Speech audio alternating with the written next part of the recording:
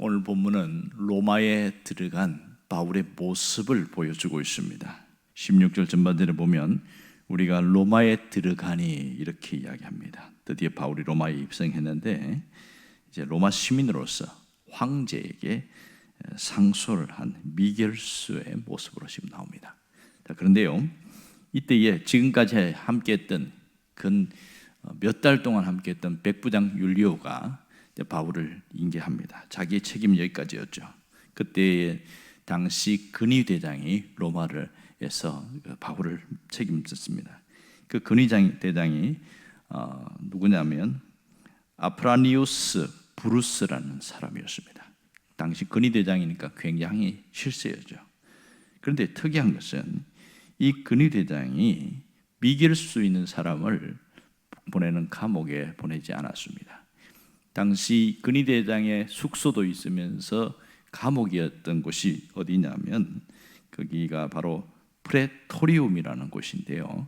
그곳에는 미결수들을 감옥에 넣는 곳입니다. 그런데 희한하게 바울을 그 프레토리움에 넣지 않고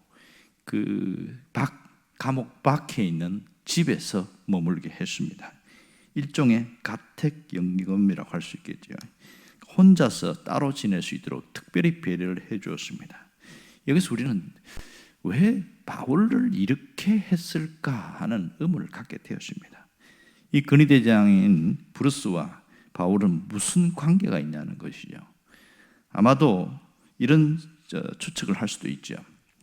유대의 베스도 총독이 보낸 보고서가 긍정적인 보고서 때문에 그렇게 했을까, 이런 의문점을 갖게 되고요. 또 하나는 백부장 율리오가 그동안에 이 바울에 대한 얘기를 했기 때문에 그런가. 어쨌든 예외의 조항입니다. 일반적으로는 프레토리움의 감옥에 들어가야 되는데 그 감옥 밖에서 생활했다는 것은 굉장한 특징이라고 할 수 있죠. 사실 이 근위대장 브루스는 처음 만났습니다. 이 모든 일은 하나님이 하신 일이라고 밖에 볼 수밖에 없지요. 궁극적으로 주님의 놀라운 섭리의 결과라는 것을 압니다. 바울이 감옥 밖에 있어야 연금 상태에 있을 망정 거기 있어야 사람들을 만날 수 있기 때문에 그렇습니다. 프레토리움 감옥에 들어가면 더 이상 사람 만날 수가 없잖아요. 근데 이제 연금 상태니까 바울은 나갈 수 없지만 다른 사람들은 들어와서 만나서 대화할 수 있게 되었습니다. 30절에 보면 바울이 이때부터 만 2년 동안 셋집에 머물렀다 이렇게 이야기합니다. 이 셋집이라고 하면 우리처럼 요즘 말하는 반듯한 가옥을 이야기하는 것 같지만 사실은 바울은 그럴 만한 경제적 여유가 없었습니다. 아마도 바울이 여기에서 셋집에 머물렀다면 그 로마에 있는 그리스도인들이 후원금을 냈을 가능성도 있고 또 빌립보 교인들이 바울에게 후원을 했을 가능성도 있습니다. 그러니 이 바울이 좋은 집에 있을 수는 없는 거죠. 바울의 어떤 삶을 오랫동안 추적해온 분이 계시는데요. 이 프랑스의 알랭 드코라는 사람이 바울의 삶을 추적했더니 그 셋집은 싸구려 헛간이었다 이렇게 얘기를 했습니다. 싸구려 헛간, 그러니까 미결수인 바울이 이 헛간에서 지내긴 했는데 혼자 지낸 건 아니었죠. 근위대장이 군인 한 명을 24시간 그에게 붙여놨습니다. 그러니까 20절에 보면 자신이 쇠사슬에 매여 있었다 이렇게 밝히고 있습니다. 그러니까 바울이 쇠사슬에 매여 있다는 것은 이런 거죠. 군인 한 명이 24시간씩 교대로 돌아가면서 바울을 감시하는데요. 바울의 팔에 쇠사슬을 하나 묶고 또 군인 한 명의 팔에 쇠사슬을 묶고 이렇게 하면서 24시간을 보내는 겁니다. 그러니까 군인은 매일매일 바뀌게 되겠죠. 이렇게 하면서 보내게 됩니다. 자, 여기서 보면 이 불편한 관계라는 것은 우리가 충분히 이해할 수 있죠. 바울이 24시간 군인과 함께 이렇게 생활하기 때문에 굉장히 행동이 불편함이 많을 겁니다. 모든 것이 먹는 것도 그렇고 뭔가 이동하는 것도 그렇고 뭘 하도 굉장히 불편하죠. 생각해 보세요. 손목에 쇠사슬을 묶어가지고 서로 움직인다는 게 보통 일이 아닌 것이죠. 자, 그 불편함 덕분에 바울이 갖고 있는 신앙, 바울 자신을 지킬 수 있었던 것은 분명한 것이죠. 당시 로마는 일반적인 세상과 전혀 다른 공간이었거든요. 이 로마가 그 당시는 지중해 전체를 제패한 세계의 도시였습니다. 정치, 사회, 경제, 문화, 미술, 교육 이런 모든 것에 대해서 다 이 우위를 갖고 있는 그런 강력한 나라였는데 그 거대한 도시는 한마디로 향락의 도시였습니다.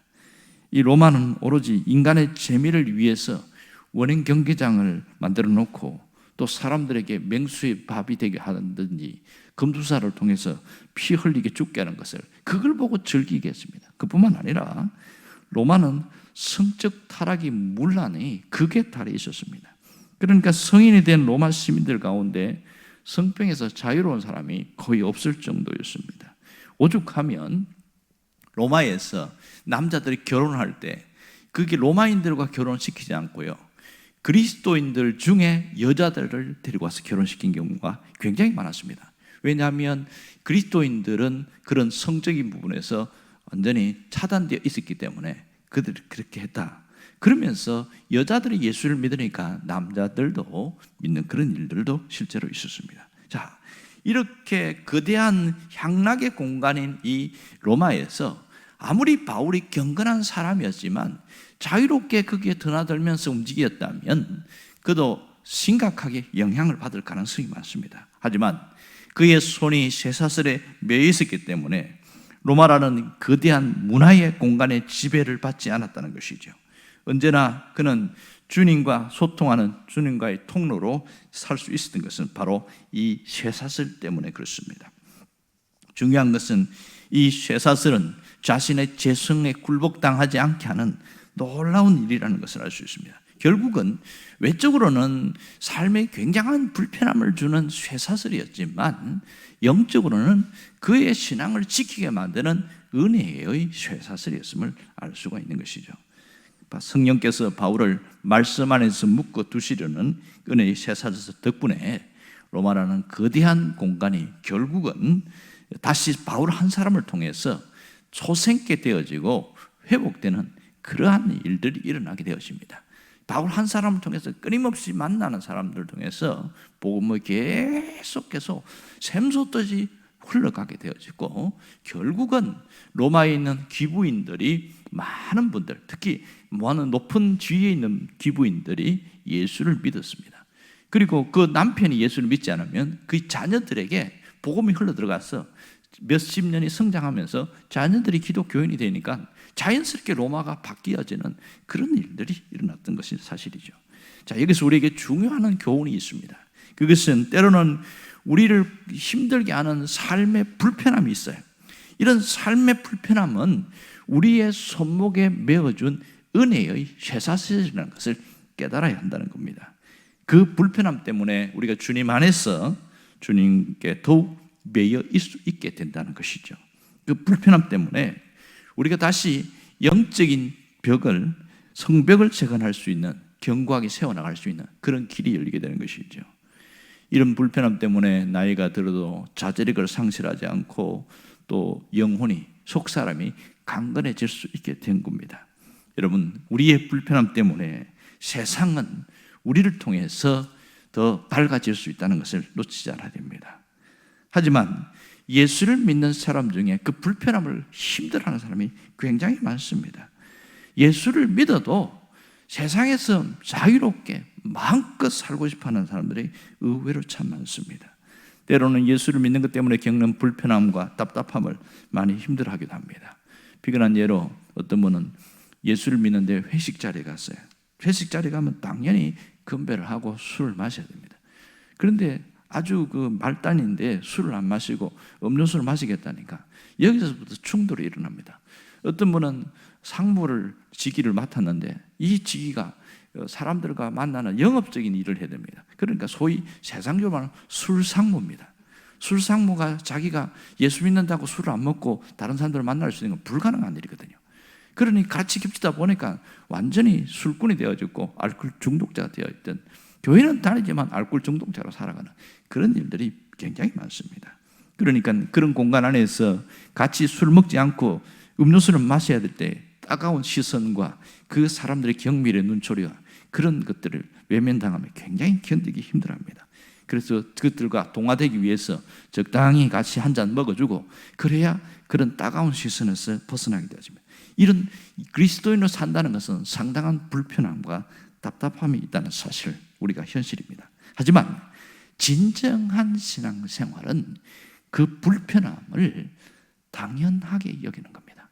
답답하게 여기는 것이 아니라 세상에서 예수 믿는 것에 대해서 불편함을 즐길 줄 알아야 됩니다. 그리스도인으로 사는 것은 당연하게 불편함이 따라옵니다. 어떤 분은 예수를 믿는데 나는 아무렇지 않아요, 이런 사람은 가짜입니다. 예수를 믿는다고 하는데 불편함이 없이 살아간다, 그 사람은 나이롱이라고 할 수 있죠. 진짜 예수 믿는 사람이라고는 할 수 없습니다. 오늘 하지만 그것이 우리를 묶어주는, 주님 안에서 세워지는 은혜의 쇠사슬이라는 사실을 놓치지 말아야 됩니다. 때로는 그 불편함 때문에 우리의 삶이 힘들기도 하지만 그것 때문에 세상의 유혹으로부터 나를 지켜주는 은혜의 쇠사슬이 된다는 사실입니다.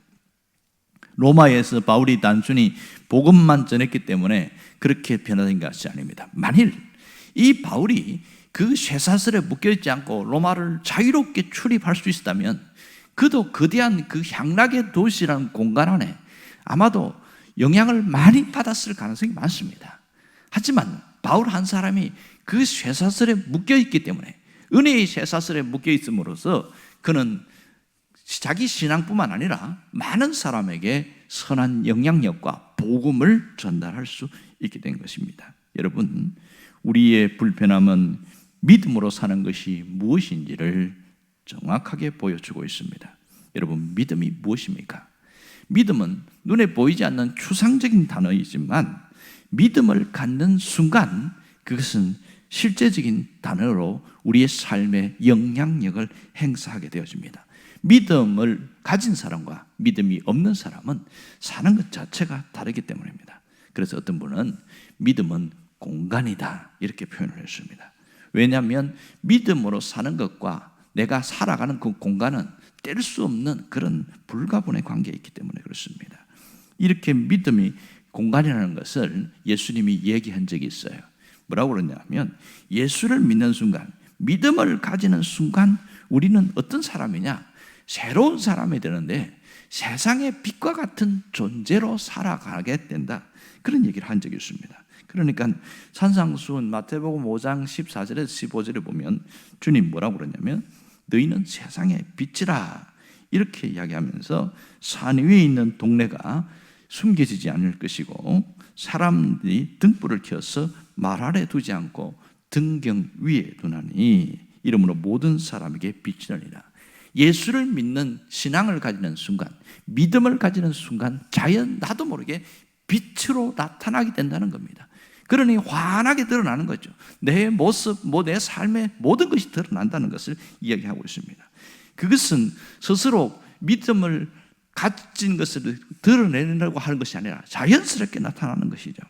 그러니까 우리가 공간 안에 새롭게 믿음으로 사는 순간 세상의 빛이 된다는 사실입니다. 내가 세상의 빛으로 살아야지, 그런 마음 가질 필요 없이 자연스럽게 빛이 된다는 겁니다. 그것은 내가 같은 공간에 살지만 믿음으로 사는 순간부터 나는 빛을 보내는 그런 사람으로 살아가게 된다는 거죠.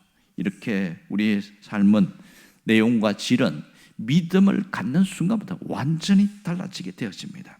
사실 우리는 육체라는 공간을 갖고 살아가지만 그 공간 속에 우리의 삶은 새롭게 달라지게 되어 있습니다. 여러분, 한평생 신실하게 신앙을 가지고 산 사람의 어떤 삶과 또 알코올 중독자와 도박꾼으로 살아온 삶은 완전히 다를 수밖에 없는 것이죠. 그들이 살아온 공간은 함께 공존해 있지만 그의 삶 자체는 완전히 다른 겁니다.